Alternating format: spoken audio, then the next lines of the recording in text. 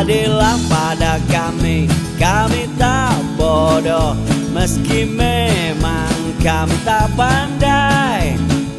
Tapi kami berjanji akan tetap mengkritik sesuai isi hati.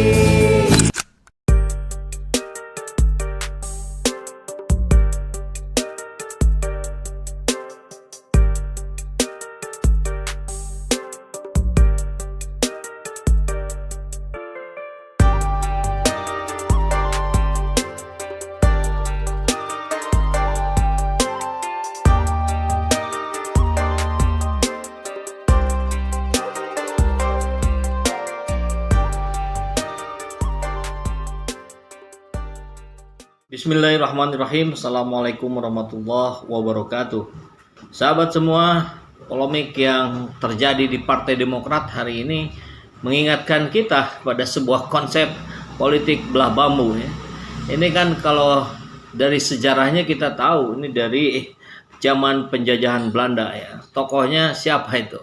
Snoek Huygens kalau nggak salah ya. Dia sampai berpura-pura masuk Islam, sampai kemudian juga naik haji ke Mekah dan kemudian melakukan siasat-siasat belah bambu ya, menciptakan konflik di internal, kemudian mengambil kesempatan untuk meraih keuntungan dari konflik tersebut. Di dua video saya sebelumnya ini sudah diangkat bagaimana upaya Demokrat yang akan dikudeta. Ini kan senada dengan konsep politik belah bambu itu. Dan kalau menilik pada sejarah sebelum-sebelumnya, itu kan juga terjadi di partai-partai yang lain. Di P3, di PKB, di Partai Berkarya bahkan muncul dualisme kepemimpinan. Bagaimana seorang Hutomo Mandala Putra itu bisa dicoba digeser itu. Padahal kurang apa beliau. Kekuatan, keuangan, jejaring itu kan sangat kuat. Tapi tetap saja bisa digoyang dan diupayakan untuk digeser.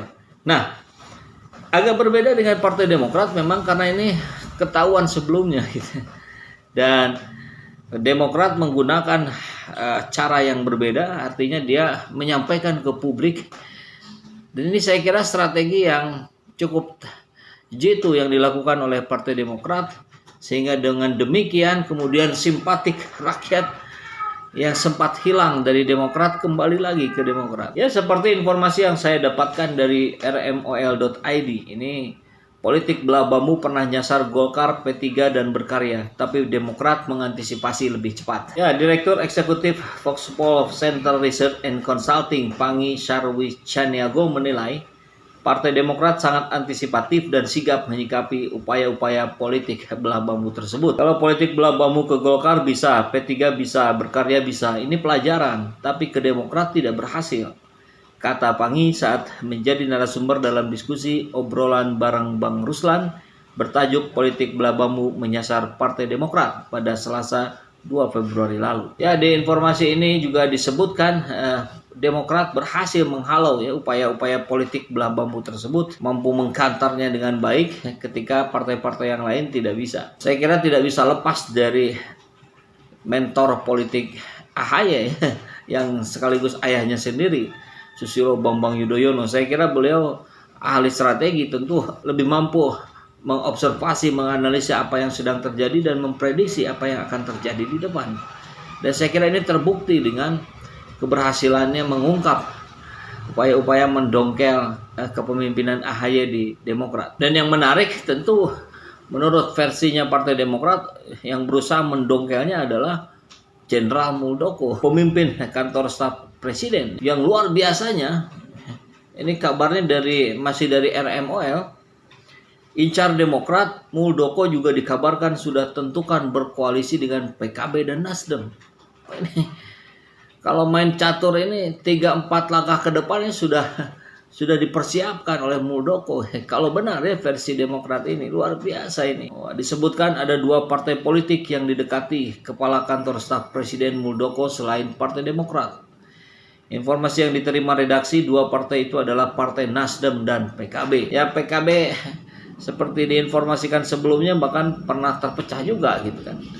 dengan strategi politik belah bambu kalau teori dari Chatniago tadi memang relevan. Jadi selain berusaha mendapatkan Demokrat, Muldoko dikabarkan juga sudah menentukan akan berkoalisi dengan Nasdem dan PKB pada Pilpres 2024. Bahkan sampai pada strategi pencapresannya pun itu sudah dipersiapkan dengan berkoalisi bersama Nasdem dan PKB. Jadi berdasarkan hitung-hitungannya dengan 3 partai itu sudah memenuhi threshold.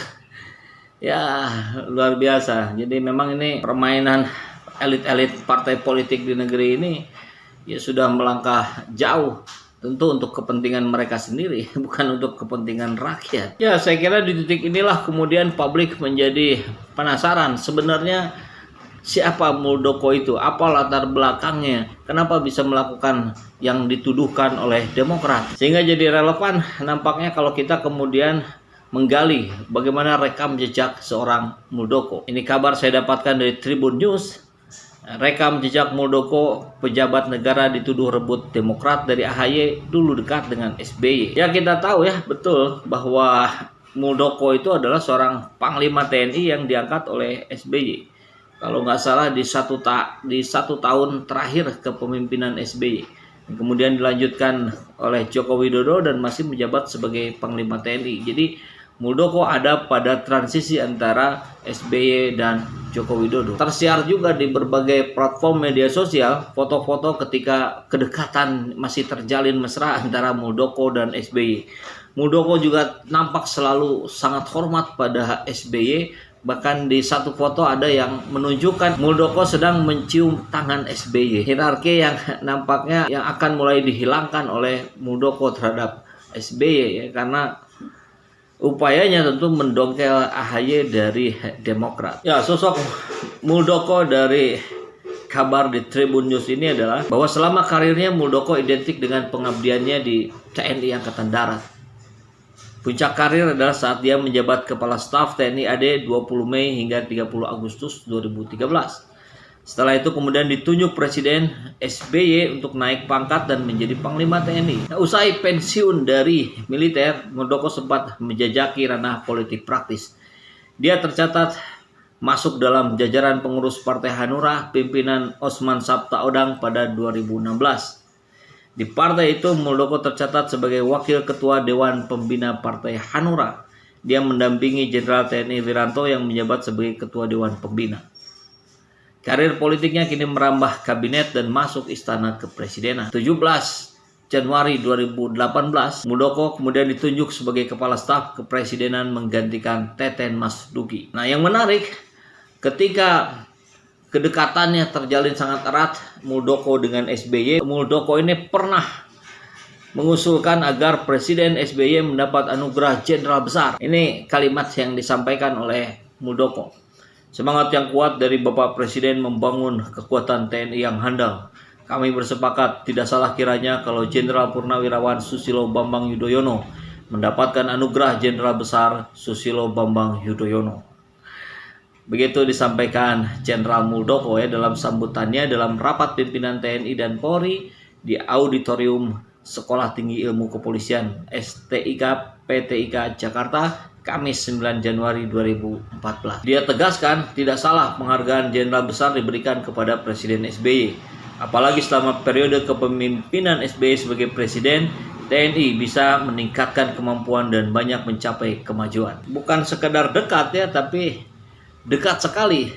Bahkan sampai berani mengusulkan penganugerahan Jenderal Besar kepada SBY dikala jenderal-jenderal lain tidak ada yang mengusulkan. Jadi hanya Muldoko yang mengusulkan. Kemudian di sini dipaparkan juga perjalanannya dari tahun 81 di Akabri, kemudian terus sampai perjalanan di jabatan ketNI-an, penghargaan dan seterusnya. Untuk melengkapi sosok Jenderal Muldoko ini saya juga dapatkan dari tirto.id. Ini judulnya Jejak Karir Muldoko dan Kontroversi Jam Tangan Mewah.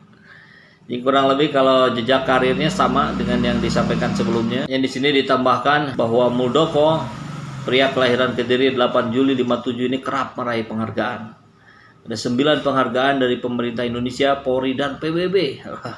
Keren. Muldoko juga pernah ikut dalam sejumlah operasi, diantaranya operasi Seroja di Timor Leste 84 dan Konga Garuda 11-A tahun 95. Jejak politik praktisnya juga sama dengan yang disampaikan sebelumnya, tapi di sini ada tambahan bahwa Muldoko juga pernah terpilih menjadi Ketua Umum Himpunan Kerukunan Tani Indonesia versi Munas Kubu Oso. Jadi HKTI Kubu Oso ini merupakan kubu hasil konflik pada Munas 2010 dan merupakan tandingan dari HKTI Kubu Prabowo Subianto. Kita itu juga ya orang-orang yang berkutat di kabar-kabar yang ada di nasional. Nah, ini yang menarik ketika disorot oleh media bahwa Muldoko ini memiliki jam tangan seharga 1 miliar. Yang kemudian itu membuat Muldoko naik pitam, bahkan sampai dibanting jamnya itu di depan publik ya, di depan jurnalis, dan mengatakan bahwa ini tiruan, harganya 4,7 juta. Wow, tiruannya aja 4,7 juta. Masih tetap sangat-sangat mahal itu dibanding jam tangan asli merek Seiko gitu yang biasa kita pakai. Ya emang berbeda kelas, berbeda permainan nampaknya ya. Kembali ke bahasan awal tadi bahwa upaya-upaya politik belah bambu yang mungkin akan terus terjadi karena ini merupakan bagian dari dinamika politik di negeri ini sebagai sebuah siasat yang senantiasa dilakukan oleh pihak-pihak yang menginginkan kekuasaan dengan jalan yang praktis gitu.